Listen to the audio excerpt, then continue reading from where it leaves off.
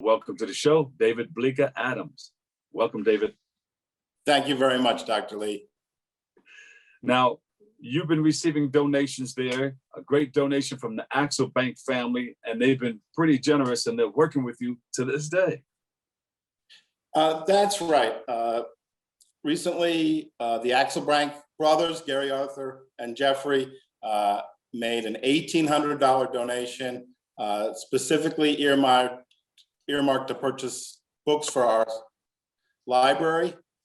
They made it in honor of their mother, Muriel, Mickey Axelbank, who passed away here.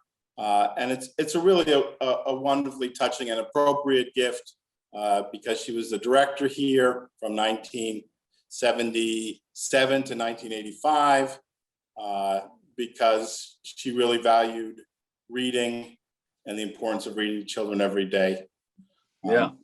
Because what their donation will allow us to do. That's excellent. To give us a little history of the Marble Hill Nursery School and how it has impacted your life personally and professionally. Marble Hill Nursery School is an old school. We go back to 1953. We were founded in the Marble Hill houses, NYCHA housing right here in Marble Hill neighborhood of the Bronx, as a parent cooperative. So parent involvement is key. And we were founded as flag bearers for progressive education. And progressive education goes back to the early 1900s, but it's still something really important for kids. And it was something that Mickey Axelbank definitely campaigned for here. Progressive education means hands-on, not worksheets, children learning through active exploration of materials. And it values every child as an individual, a unique individual in every family. And there've only been one director in between me and Muriel, Mickey Axelbank, Karen Warshell. So it's a very direct link. And one of the things she was known for was making every single child, every single parent feel comfortable in school. And that's a foundation to feeling confident and connected with education. So that really speaks to her emphasis on treating everyone as an individual, respecting each individual. And all of that is very much alive here today still. David, what stands out in your mind? Any things that you remember that was outstanding or that you can remember along the years that you spent there at the school? I know one of the things is the way Mickey treated the parents and the students. She gave that personal care and attention. She was known also for her sense of humor and being for a colleague that the staff treasured and a personality that was treasured by children and parents. For example, her name was Muriel, but she liked to say that she was born in the same year as Mickey Mouse. and people call her Mickey. And the kids thought that was very funny. And that was right away kind of an icebreaker with children and families and a reflection of who she was. Yeah, that's great. I like that. But you took over after she left?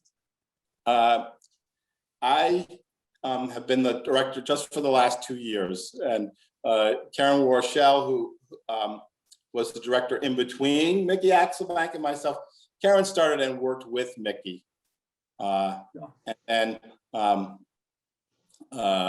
took over as director afterward. I don't know that Mickey, I don't think she necessarily would have chosen to leave at that point, but she was unfortunately widowed. And she needed to go to the Board of Ed to get benefits and everything.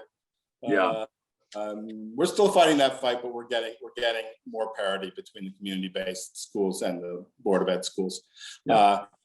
So it's a very direct link between Mickey Axelbank and myself through the stories that Karen has told me about working with her.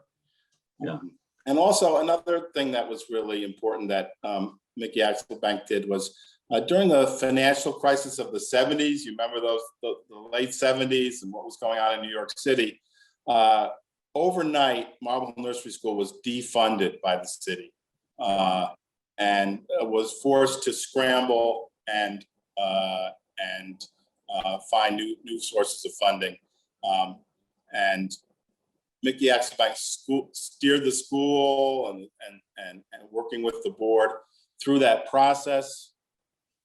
Karen said that she remained calm and good-humored, which is definitely something for me to aspire to, because we've gone through, all the craziness of the pandemic, and I don't know if I've always stayed calm and good-humored, but I've done my best.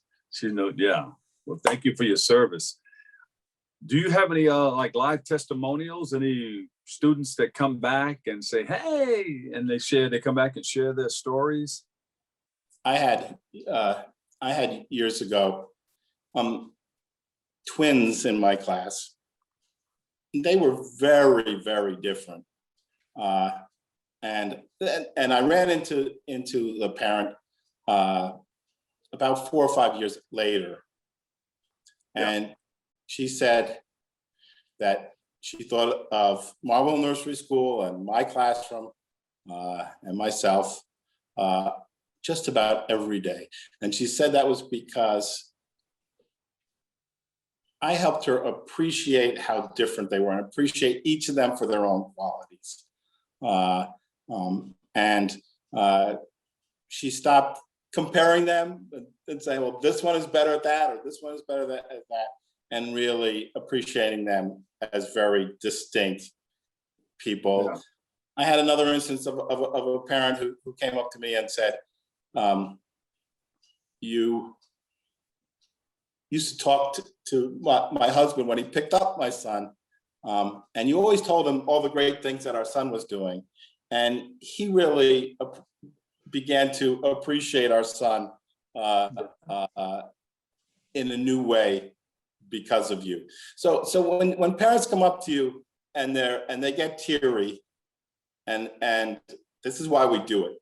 It's moments like that that make it all worthwhile. When you ask yourself, am I making a difference?